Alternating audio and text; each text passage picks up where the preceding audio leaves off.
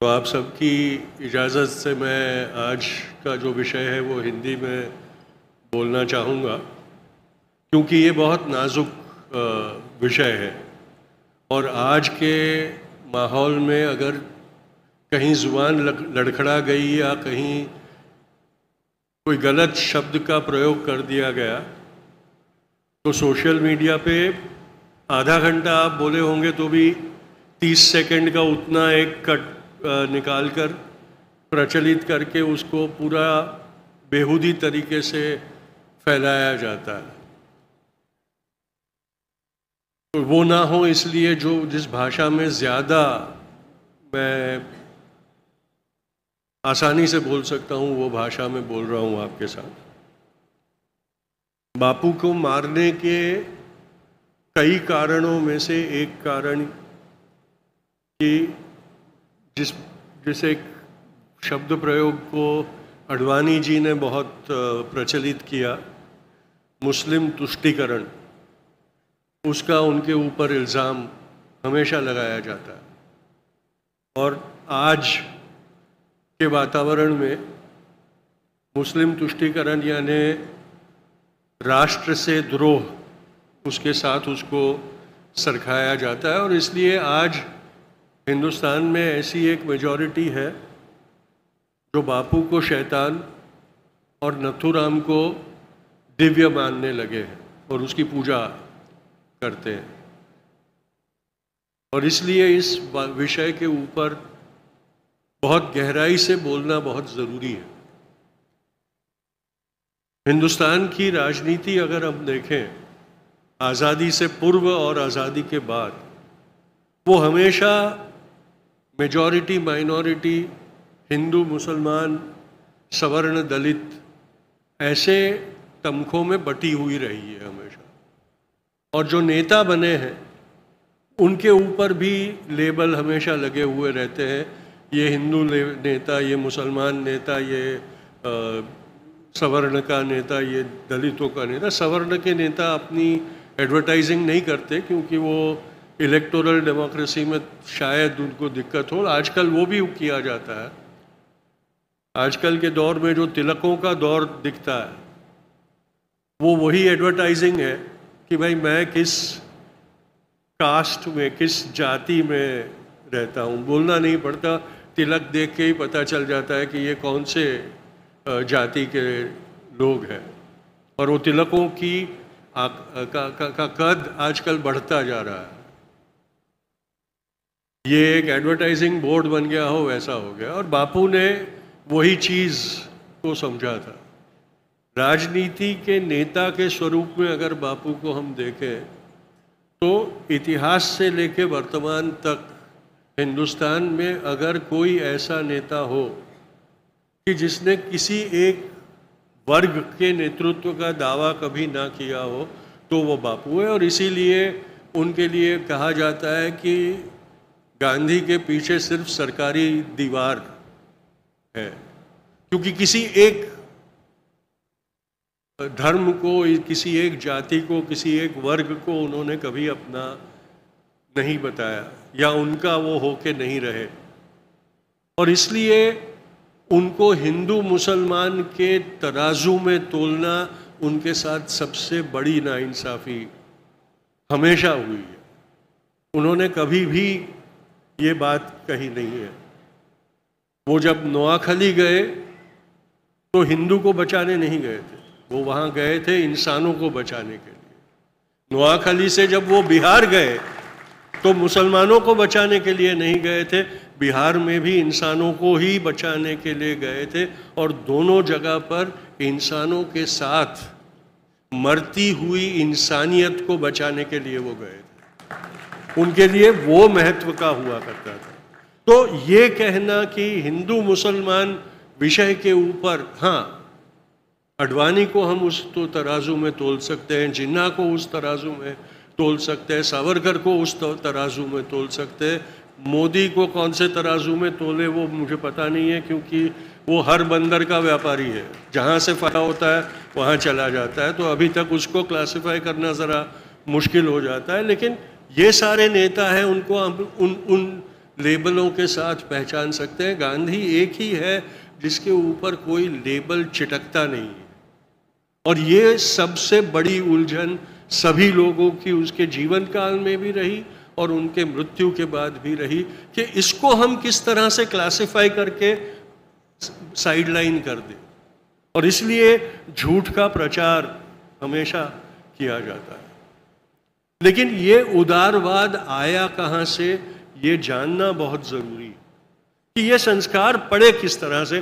बहुत सामान्य परिवार में से पैदा हुआ, बहुत सामान्य रूढ़िवादी परिवार में परवरिश जिसकी हुई, जिसमें जाति के स्तरों का बहुत ही कड़क तरीके से दिन ब दिन की जीवनचर्या में होता था उपयोग, छुआछूत का, सब चीज़ों का।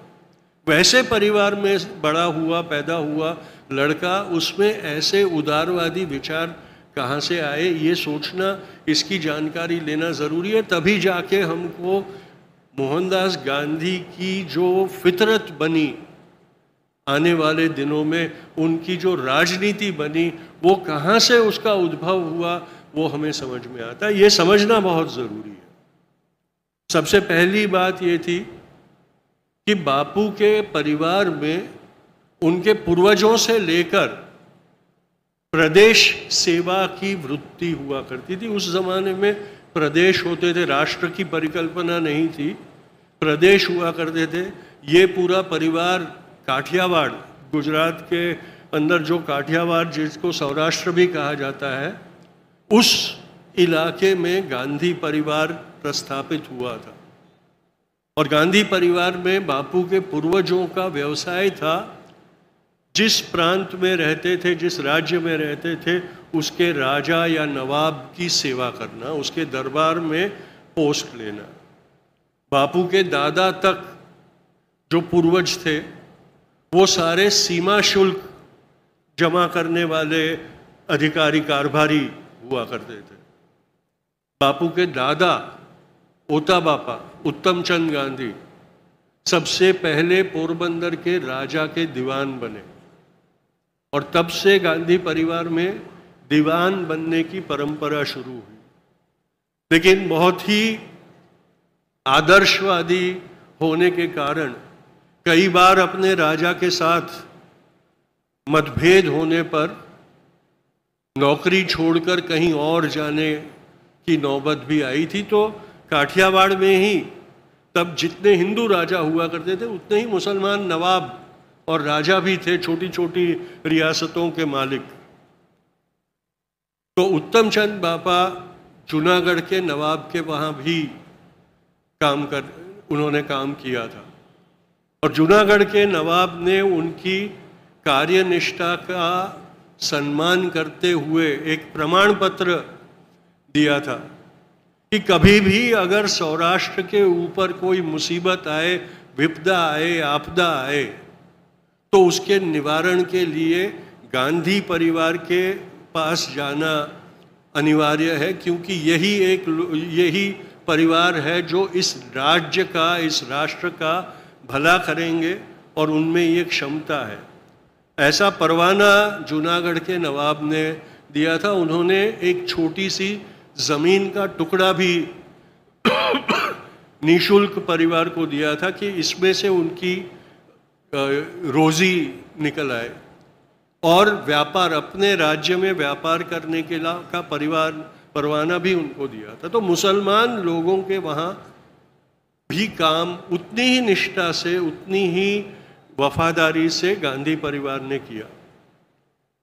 यहीं पर वो जो अपना नाम भिड़े बताता है, उसने इसी चीज़ का फ़ायदा उठाकर बापू के माँ बाप के ऊपर तोहमत लगाई थी कि करमचंद ने नवाब के वहाँ गबन किया और पैसा लेके भाग गया, इसलिए नवाब ने पुतली को अपने वहाँ बांध बना के रखा और बांदी की तरह उसको रखा, अपनी हरेम में रखा, और उस का नतीजा मोहनदास है, इसलिए वो मुसलमान है, इसलिए वो मुसलमानों का तुष्टीकरण कर रहा है।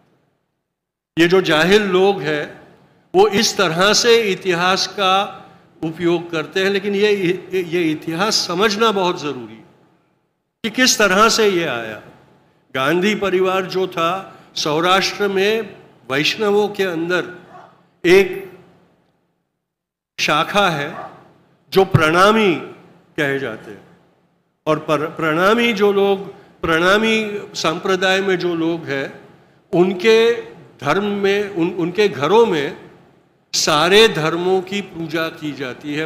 उनके जो मंदिर हुआ करते थे उसमें सारे धर्मों के जो धार्मिक चिन्ह होते थे, पूजनीय चिन्ह होते थे, उनको स्थान मिलता था। सारे धर्म ग्रंथ में से पढ़ाई होती थी। उसी में से रघुपति राघव राजा राम में जो ईश्वर अल्लाह तेरे नाम का वो आया, वो उसी परंपरा में से आया था। और वो बात बापू भूल चुके थे, पर नोआखाली में जब शांति यात्रा वो कर रहे थे, तब एक दिन, जैसे हर रोज़ जहाँ पर भी वो हुआ करते थे, वहाँ उनके आश्रम की प्रार्थनाएं शाम को सार्वजनिक स्वरूप में वो करवाते थे। एक दिन शाम को सर्वधर्म प्रार्थना करते वक्त जब रामधुन का वक्त आया, तो मनु ने रामधुन का ये जो वाला वर्जन था जिसमें ईश्वर अल्लाह तेरे नाम सबको सन्मति दे भगवान की जो कड़ी थी, वो उसने गाई। प्रार्थना के बाद बापू ने मनु को बुलाया और बोला, मनु ये तूने कहाँ से गाया? तब मनु ने बताया, बापू मैं जब बच्ची थी तब हमारे घर में जब प्रार्थना हुआ करती थी तो मेरे बुजुर्ग ये गाते थे, हमारे सबके घरों में ये गाया जाता था। बापू ने कहा, आज के बाद इस हमारी सर्वधर्म प्रार्थना में हमेशा यही रामधुन गाई जाएगी। आज जो उनके ऊपर तोहमत हिंदुत्ववादी लगाते हैं कि देखो हिंदू धर्म को कैसे भ्रष्ट करते हैं, हमारी प्रार्थनाओं में भी मुसलमानों के अल्लाह को लेके आते हैं, वो बापू ने नहीं किया था। वो प्रणामी जो संप्रदाय था उसकी परंपरा में से आया हुआ था। तो ये जो सारे संस्कार बच्चे के मन पे पड़े, मोहन के मन पे पड़े, क्योंकि बच्चा था तब उसके घर में यही परंपराएं चलती आती थी। करमचंद बापा पहले पोरबंदर के, फिर राजकोट के दीवान बने, लेकिन बहुत धार्मिक वृत्ति के थे वो। तो उनके घर में हमेशा धर्म गुरुओं का आना जाना हुआ करता था, और उसमें सिर्फ हिंदू होते थे ऐसा नहीं था। हिंदू साधु आते थे, उतने ही मुसलमान मौलवी आते थे, पारसी धर्मगुरु आते थे, ख्रिस्ती धर्मगुरु आते थे, और सबके साथ धार्मिक संवाद होता था। और बच्चा मोहन अपने पिता के दीवान खंड में बैठकर ये परिसंवाद सुनता था। तब से जाके ये संस्कार उसके मन में आए और उसको पता चलने लगा कि ये सारे लोग बात तो एक ही करते हैं, अलग अलग अपना दावा भले अलग अलग करते हो, लेकिन उनकी बात सुनो तो पता चलता है कि हर कोई ईश्वर को पहुंचने का रास्ता ही दिखाता रहता है। उस रास्ते का नाम अलग दे देते हैं वो लोग। तो ये सब चीजें अगर हम नहीं समझे तो मोहनदास का ट्रांसफॉर्मेशन गांधी में कैसे हुआ, महात्मा कैसे बना, ये समझना असंभव है। और हम हमेशा आज के जो पॉलिटिकल नेता हैं उनकी परिसीमा में, परिभाषा में उनकी तुलना करते रहेंगे और सबसे बड़ी नाइंसाफी उनके साथ करते रहेंगे। ये सारी चीजें हमने समझना बहुत जरूरी है। दक्षिण अफ्रीका में जब बापू जाते हैं, जिनको डॉक्टर होने से मना अपनी माँ ने किया था कि उसमें हाड़ मांस के साथ काम करना पड़ता है, हम वैष्णव वो नहीं कर सकते हैं, जिसके घर में छुआछूत की परंपरा तब भी बहुत स्ट्रिक्टली चलाई जाती थी, और बापू का उसके खिलाफ का विद्रोह अपने बचपन में हुआ करता था। हर रोज सुबह जब उस जमाने में जिसको भंगी कहा जाता था, वैसे क्योंकि तब जो संडास हुआ करते थे वो टोकरी वाले संडास हुआ करते थे, तो हर रोज सुबह आके जो अछूत, जिनको अछूत कहा जाता था, वैसे लोग आते थे, वो टोकरी ले जाके खाली करवा के आके वापस रखते थे। उनके लिए घर में आने का रास्ता अलग होता था, अलग रास्ते से वो लोग अंदर आते थे। दूधा भाई करके जो एक उनके घर में काम करते थे, वो सफाई का काम करते थे, वो कभी कभार अपने छोटे बच्चे को भी अपने साथ लेके आते थे। बापू ने आत्मकथा में ये बात लिखी है कि कई बार मैं भी बच्चा था, वहाँ आंगन में बैठा रहता था, वो आता था, वो भी बैठा रहता था, तो हम खेलने लगते थे। पर रंभा माँ जो उनकी दाई थी और पुतली माँ अगर देख ले कि मैं उस बच्चे के साथ खेल रहा हूँ तो मुझे बड़ी डांट पड़ती थी और मुझे 11 बाल्दियों से स्नान करवाया जाता था। पहने हुए कपड़े पर 11 बाल्दी पानी मेरे सर पे डाला जाता था, श्लोक वोक बोले जाते थे। उसके बाद वो सारे कपड़े उतार कर फेंक कर नए कपड़े पहनकर फिर मुझे घर में आने देने रहते थे। और मुझे समझ में नहीं आता था, क्योंकि ग्वाला जब गाय लेके आता था तो उसके बछड़े के साथ भी मैं खेलता था। तब तो कोई मुझे हाथ धोने तक को कोई नहीं कहता था। और दूधा भाई का बेटा तो एकदम साफ सुथरा होता था, उसके साथ मैं खेलता तो मुझे इस तरह से नहलाते थे। ये सारी चीजें मैं अब होने नहीं दूंगा। बच्चा मोहन ये बात करता है। तो ये जो समझ उस बच्चे में जागृत हो रही है, वो इसलिए हो रही है कि वो अपने बुजुर्गों को देखता है, बुजुर्गों के आचरण को समझता है, और ये संस्कार सारे उसमें से आते हैं। इसीलिए मैं हमेशा ये बात करता हूं कि आज के मापदंडों से उनको मत मापिए आप, क्योंकि अगर आज के जो मापदंड है वो मोहनदास गांधी जैसे लोगों को मापने के लिए सक्षम नहीं है, वो कम पड़ते हैं, और इसलिए उनका उपयोग हमने नहीं करना चाहिए। दक्षिण अफ्रीका में जब वो जाते हैं शेठ अब्दुल्ला के लिए काम करने के लिए, शेठ अब्दुल्ला उनको गोदी में से लेके आते हैं। उनकी दुकान के ऊपर उन्होंने एक कमरा बनाया है बापू के लिए। कहते हैं तुम मेरे घर में नहीं रहोगे, तुम वैष्णव हो, हिंदू हो, मैं मुसलमान हूँ, तुम मेरे घर में नहीं रह सकते। शायद दोनों तरफ से वो होता था। अच्छा, मेरी बात अभी तो शुरू हुई, ठीक है, मैं ख़त्म करूँगा, थोड़ा टाइम मुझे दीजिए। तो बापू कहते हैं कि ठीक है, आप यहाँ रखना चाहते हो, मैं यहाँ रहता हूँ। और पहले 10-15 दिन वहाँ वो रहते डरबन में। आज भी वो दुकान जहाँ थी वो लोग जानते हैं, और वो कमरा भी जानते हैं। उसके कोई उसमें मेमोरियल नहीं बना है, लेकिन वो है वहाँ पर, जहाँ से पीटर मैरिट्सबर्ग जाने के लिए निकले। तो हिंदू मुसलमान के भेदभाव करने का विचार बचपन से जो निकलता गया वो कम होता गया। अगर हम हिंदुस्तान में आने के बाद खिलाफत की बात करें तो खिलाफत का भी जो उन्होंने अपनाया वो एक पॉलिटिकल स्ट्रेटजी थी। उसमें कोई ये नहीं था कि खलीफ को वापस उसकी गद्दी दिलाओ। एक सिर्फ ये था कि खलीफ जो हुआ करता था वो मक्का और मदीना का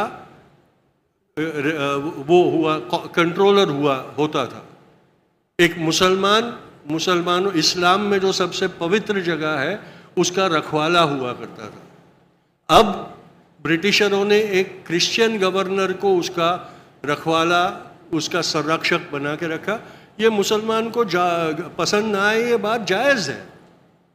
ये इतनी ही बात है जो हम आज इतने सैकड़ों सालों के बाद राम मंदिर के लिए इतने पगला गए, क्योंकि कथित रूप में बाबर ने मस्जिद बनाई थी, एक मुसलमान ने। अगर वैष्णव का मंदिर तोड़ के शैवाइट्स ने शिव का मंदिर बनाता तो इतना बवाल नहीं होता, क्योंकि वैसे तो सैकड़ों मंदिर हमको दिखेंगे। बुद्ध स्तूप के ऊपर हिंदू मंदिर, वैष्णव मंदिर के ऊपर शिव मंदिर के ऊपर वैष्णव मंदिर। ये तो हमारी परंपरा रही है, वो राजनीति हुआ करती थी। लेकिन मुसलमान की बात पर आज भी हमारा खून खौल उठता है, और इसका फायदा ये लोग उठाते हैं। गांधी एक ही थे जिनके लिए ये कोई मायने नहीं रखता था। जब सौराष्ट्र में आज़ादी के बाद शंकर का मंदिर कौन सा? सोमनाथ के मंदिर का जीर्णोद्धार करना था। सरदार पटेल और राजेंद्र प्रसाद बापू के पास गए और कहा, बापू आप इस बात को ये करिए, मान्यता दीजिए तो ये बात जल्दी हो जाएगी। बापू ने कहा, बिल्कुल नहीं, मैं तभी मान्यता दूंगा जब वहाँ के रहने वाले मुसलमान स्वेच्छा से वो मस्जिद को निकाल दे वहाँ से और मंदिर के निर्माण में अपना सहयोग स्वेच्छा से दे, वैसी चीज में मैं समर्थन करूंगा। उन्होंने, अगर ये लोग कहते हैं कि उन्होंने मुसलमानों का समर्थन किया और हिंदुओं का हित नहीं संभाला इसलिए हमने उनको मारा, तो उन्होंने कभी भी वो समर्थन नहीं किया था। नोआखली में जितने मंदिर तोड़े गए, जितने मंदिर जलाए गए, जितने मंदिर लूटे गए, वो सारे के सारे मंदिर और उनकी संपत्तियां हिंदुओं को वापस बहाल उन्होंने करवाई थी। ढिंडोरा नहीं पीटा था, पर वो किया था उन्होंने। उनके लिए मंदिर महत्व नहीं था, मस्जिद महत्व नहीं थी। वो जो एक प्रमाण प्रस्थापित करने वाले थे, वो महत्व था कि जो हिंदू आतंकित है उसको दिलासा मिलेगा कि मैं यहाँ महफूज रह सकता हूँ। उसी का नतीजा है जो आज वापस हिंदुत्ववादी ढिंडोरा पीट रहे हैं कि बांग्लादेश में हिंदू महफूज नहीं है। उन्होंने ये जवाब देना चाहिए कि 46 और 47 की दंगलों के बाद इतने साल तक बांग्लादेश में हिंदू बचे कैसे? वो गांधी के कारण बचे थे, क्योंकि नोआखली में गांधी ने जाकर हिंदुओं को ये विश्वास दिलाया कि ये तुम्हारी भूमि है, ये तुम्हारा घर है, ये तुम्हारा राष्ट्र है, तुम यहाँ रहने का अधिकार है तुम्हें। और उसी अधिकार के ऊपर इतने सालों तक वहाँ हिंदू प्रजा आज भी जी रही है। कौन हिंदुत्व वाला गया था? आज भी कौन जा रहा है जो यहाँ बड़े बड़े प्रेस स्टेटमेंट देता है? कौन गया है बांग्लादेश हिंदुओं की हिफाजत करने? गांधी गया था ना। बिहार में जब वो गए तो मुसलमान को नहीं, इंसान को बचा रहे थे। और दोनों जगह पे जिन्होंने वो गुनाह किया था उनको डांटने से वो बाज नहीं आए थे। नोआखली में जब मुसलमानों को वो कह रहे थे कि हिंदुओं का विश्वास जीतने की जिम्मेदारी तुम्हारी है, वही बात बिहार में वो हिंदुओं को कह रहे थे, मुसलमान का विश्वास जीतने की जिम्मेदारी तुम्हारी है। आज कोई ये इस तरीके की राजनीति करने की हिम्मत या ताकत नहीं दिखा सकता, क्योंकि आज हिंदुस्तान में विभाजनकारी राजनीति के फायदे राजनीतिज्ञों को और पार्टियों को पता चल गया है और इसलिए वो विभाजित करते रहते हैं। इसलिए मेरी ये आप सबसे इल्तिजा है कि आइंदा हम ये हिंदू मुसलमान बात करना बंद करें। हिंदुस्तानी, भारतीय और इंसान, इसकी बात हम करें। बहुत बहुत शुक्रिया।